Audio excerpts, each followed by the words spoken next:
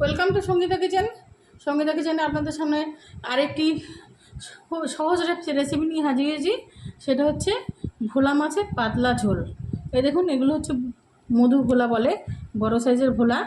এগুলো আমি নুন হলুদ মেখে রেখে দিয়েছি। এর সঙ্গে নেব সামান্য একটু ধনে পাতা কুচি, আর একটু জিরে বাটা আর কাঁচা লঙ্কা বাটা, আর কিচ্ছু এর মধ্যে দেবো না। দেখুন পাতলা করে আমি সুন্দর করে কী করে ঝোলটা তৈরি করি। এই দেখুন, কড়াইতে আমি তেল দিয়ে নিয়েছি। এবার মাছগুলো আমি সুন্দর করে ভেজে নেব। এই যে পাতলা পাতলা ঝোল, এগুলো স্বাস্থ্যের পক্ষে যেমন উপকারী, তেমনি খেতেও খুবই সুস্বাদু। দেখুন, সব মাছগুলো আমি এরকম ভেজে নেব। ভেজে নিয়ে আমি আপনাদের সামনে ফিরে আসছি। সব মাছগুলো আমি এরকম সুন্দর করে একটু কড়া করে ভেজে তুলে নিয়েছি। এবার কড়ার মধ্যে দিয়ে দেবো একটা শুকনো লঙ্কা,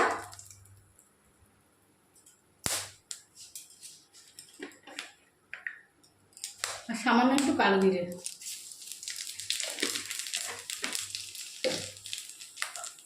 এবার দিয়ে দেবো কেটে রাখা আলু আর টমেটো।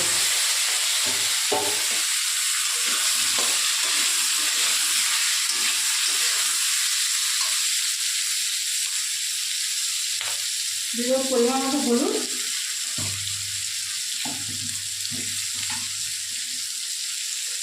পরিমাণ মতো নুন।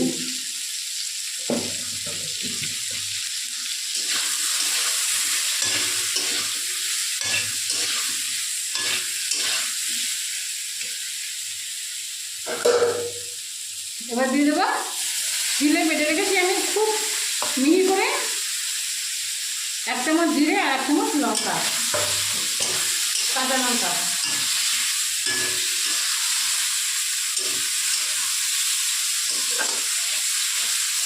এইসব পাতলা পাতলা ঝোল যেমন স্বাস্থ্যকর তেমন খেতেও ভালো।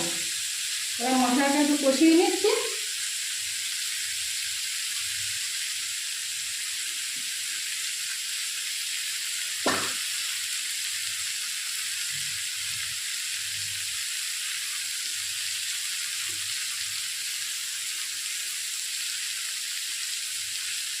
দিয়ে দেবো জল।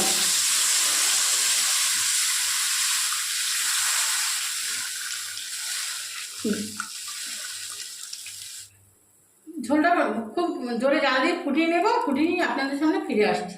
দেখুন, এবার আমি সব মাছগুলোকে এর মধ্যে দিয়ে দেবো।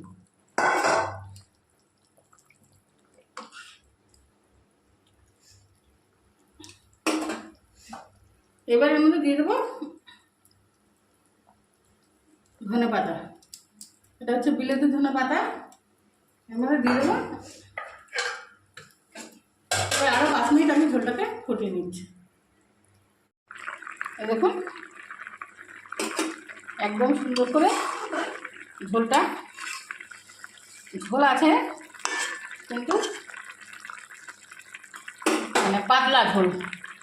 এরকম ঝোল আপনারা করে খেয়ে দেখবেন, নুনটা দেখে নেবেন, খুবই অসাধারণ খেতে লাগবে। ভিডিও যদি ভালো, এবার আমি একটা পাত্রে ঢেলে নেব।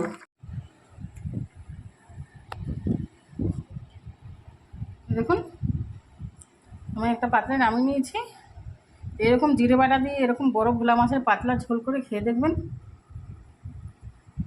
ভিডিও যদি ভালো লেগে থাকে লাইক কমেন্ট শেয়ার সাবস্ক্রাইব করতে ভুলবেন না। প্রচুর পরিমাণে শেয়ার করুন ভিডিওটা, যাতে সকলের কাছে পৌঁছে যায়। ধন্যবাদ। আপনারাও ভালো থাকবেন, আমিও ভালো থাকবো।